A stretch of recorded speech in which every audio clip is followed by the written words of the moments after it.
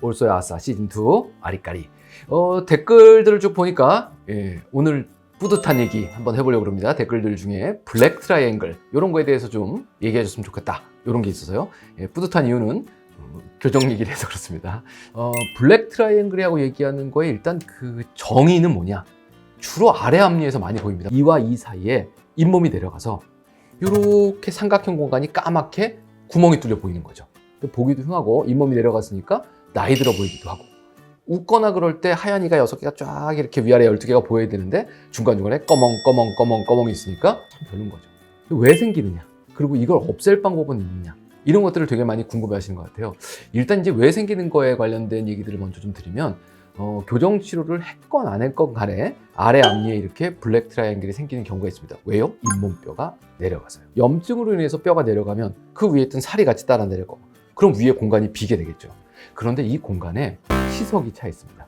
그러니까 치아 사이엔 염증 물질인 치석이 차 있고, 그 밑에 부어있는 잇몸, 그 밑에 녹아있는 뼈가 있는 거죠.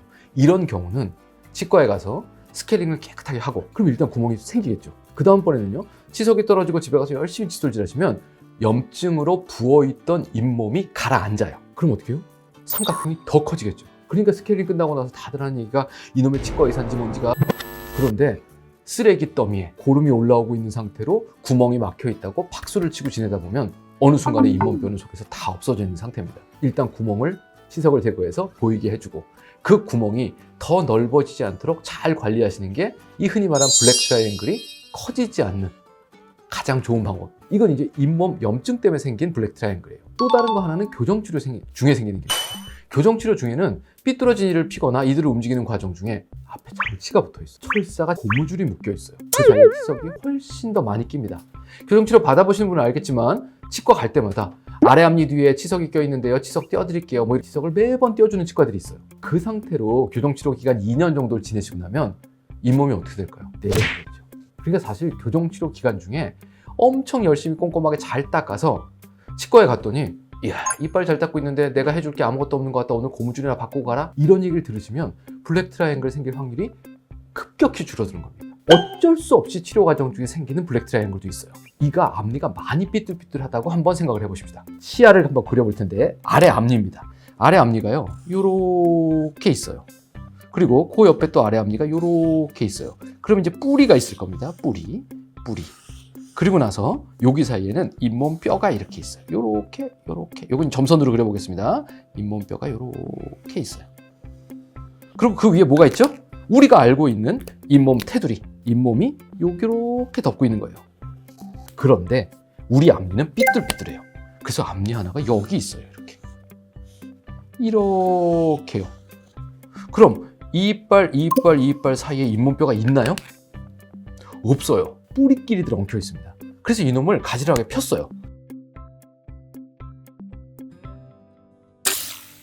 이 중간에 없던 뼈가 여기서부터 시작해서 쫙 생겨주면 좋겠는데, 이 끝까지 나이 먹어서 잘 안 생깁니다. 그래서 어렸을 때 교정치료하는 게 좋아요. 나이 들어서 이미 뼈가 다 완성되고 자리 잡고 있는 상태에서, 이 상태에서 치아들을 움직여서 피고 나면 그 사이사이에 어쩔 수 없이 이런 일들이 생길 수도 있습니다. 또 다른 거는요, 어쩔 수 없이 이가 앞으로 조금 더 나가야 돼요. 원래는 치아가 있고 뼈가 덮고 있었는데, 얘가 앞으로 조금 밀고 나가는 순간 뼈가 얇아질 수도 있겠죠. 그럼 얘가 좀 내려갈 수도 있습니다.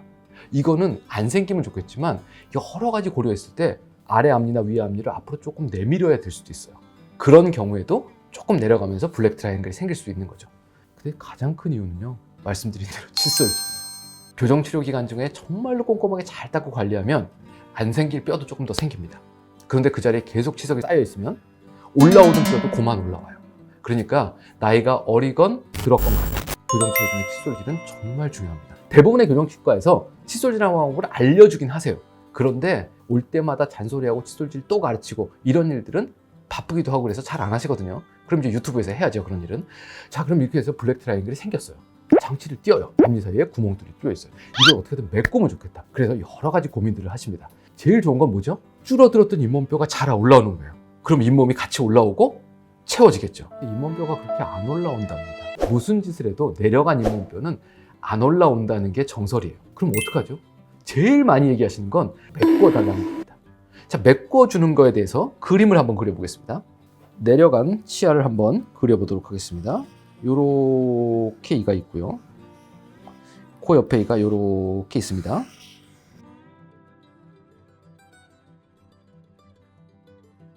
잇몸 살은 어디 있죠? 뿅! 이렇게 있으면 좋겠는데 이렇게 내려간 거죠. 뼈 높이에 맞춰서 이렇게 뼈가 내려갔습니다. 그러다 보니까 여기 구멍이 뚫린 거예요.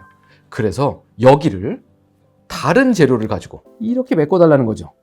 요렇게 메꿔서